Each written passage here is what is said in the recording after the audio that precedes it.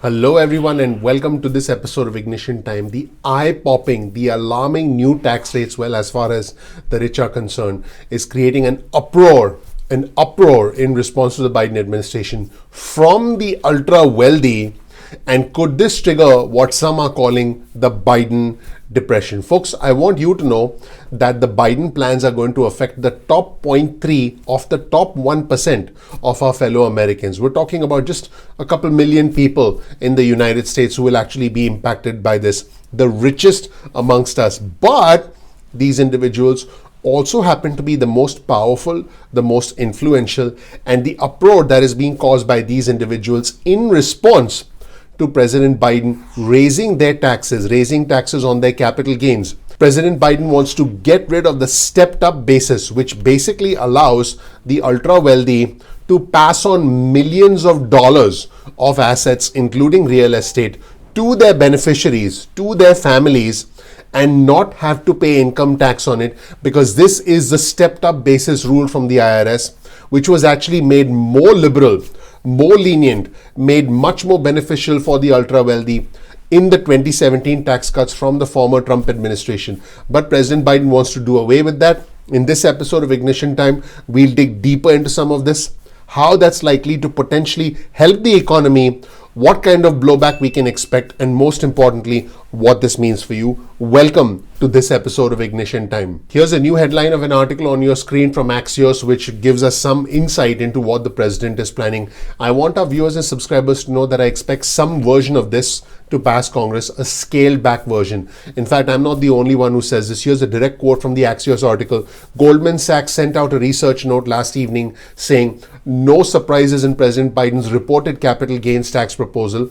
We expect Congress will pass a scaled back version of this tax increase. So folks, I want you to know that as far as the rich are concerned, they're going to be just fine, and they're just going to have to pay slightly more taxes. They're going to be just fine. I don't think they're going to go hungry anytime soon. I don't think they'll have a hard time keeping the lights on. I definitely don't think they'll have a hard time paying rent. If anything, wealthy people happen to be landlords and they collect a lot of rent. And again, like I mentioned, the Biden administration wants to do away with the stepped up basis. And what the stepped up basis does is it essentially allows individuals to pass on assets to their beneficiaries without paying taxes. Here's an interesting quote from the Axios article. The White House thinks that this change could lead to more individuals wanting to liquidate their assets before they die, allowing the IRS to tax them. Because keep in mind that when you sell something and when you have a gain, the IRS is there to make sure you pay income tax. Allowing the IRS to tax them instead of encouraging families to keep passing them on for more favorable tax treatment. Fundamentally, what the rich do is they buy assets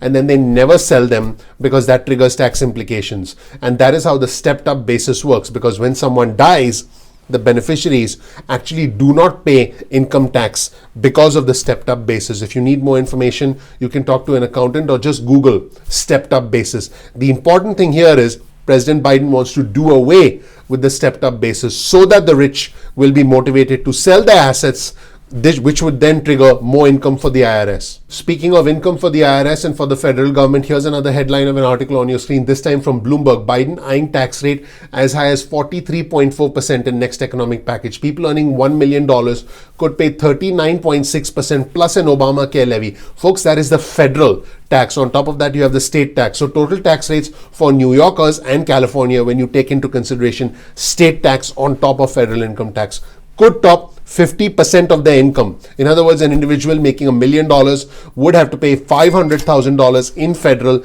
and state taxes combined if they live in states like New York and California. And folks, these individuals are already paying right around 47%. So this would be a 2 to 3% increase in what they are already paying now. In the meantime, the Republicans have been essentially shouting from the rooftops that we'll have a Biden depression, the economy is going to get crushed, jobs are going to go overseas. Here's the headline of an article on your screen from the Washington Post. As the economy spikes, the Republicans are still waiting for the Biden depression that former President Trump had predicted, ironically. So the stock market collapse that former President Trump had predicted has yet to materialize. One thing is for sure, folks, President Biden, there he is. What's up, President?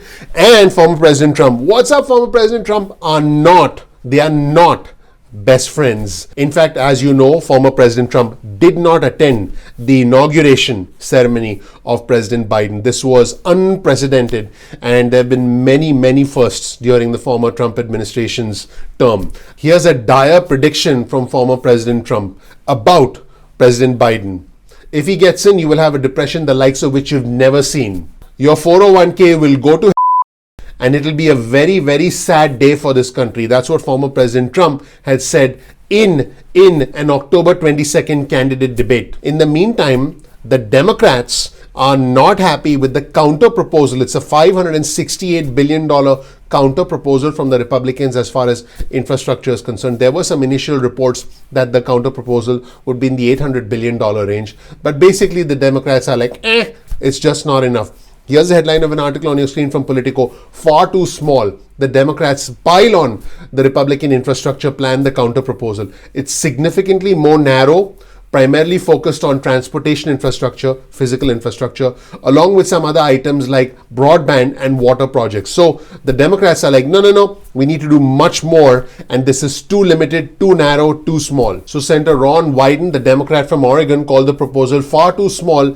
and said it paves over the status quo. The contrast could not be more stark. That's what Wyden said. Now, Chris Coons, who's a Democrat from Delaware, did seem open to it. He said, it strikes me as a serious attempt at providing a counter offer that meets the general framework that I was hoping for. So it seems like some Democrats are like, okay, let's have a serious discussion, and this is a starting point. And as the Republicans try and push forward with their infrastructure counteroffer, President Biden has announced through the White House press secretary Jen Psaki that he's going to invite these Republicans to discuss their $500+ billion counteroffer, their infrastructure counteroffer. President Biden is going to invite them to the White House. So there does seem to be at least a discussion going on, although I think it's unlikely that this counteroffer will be considered seriously. However, every little thing matters. Let's take a look at this segment with the White House press secretary Jen Psaki, where she gives us this update. Let's roll the tape.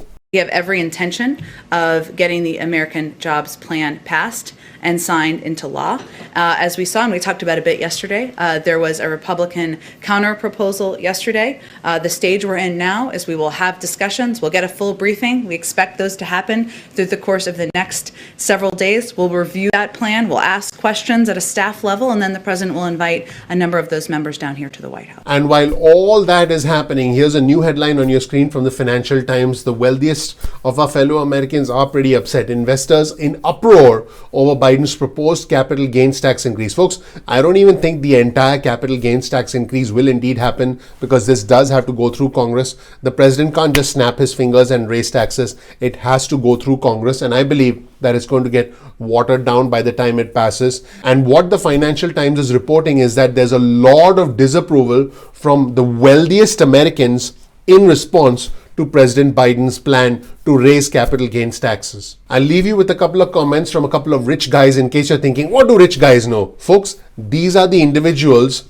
who have the ability to influence our lawmakers. So I think we would be well advised to know what everyone is thinking. Here's a comment from Scott Minyard, who oversees $310 billion in assets for Guggenheim Partners, which is a leading investment firm. He said, it is insanity. That's not because I'm a Wall Street capitalist, he said.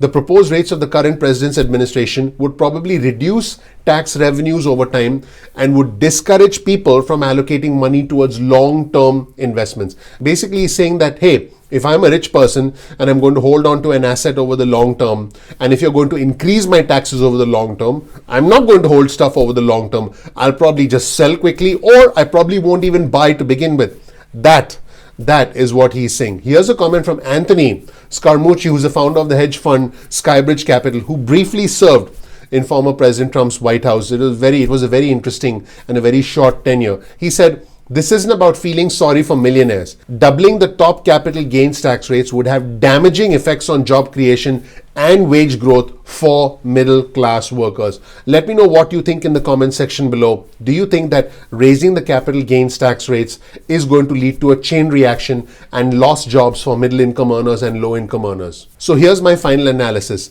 Raising the capital gains tax rate on the wealthiest of our fellow Americans is going to make a negligible impact to their financial status. It is also going to help the federal government, but not to the extent an increase in corporate tax rates will, because an increase in corporate tax rates will bring in more money, much more money for the federal government, and that, I think, is where the real fight lies. I think we're discussing or essentially debating something that is important, but in the grand scheme of things, the US government can raise much more money from large corporations. As far as the impact of these capital gains tax rates on you, our fellow Americans, on the average earner, on the low income earner, on the middle income earner, I can tell you that the total impact of these higher capital gains tax rates on you is absolutely zero. You know that, I know that. But this is an important discussion because it tells you what the priorities are for the Biden administration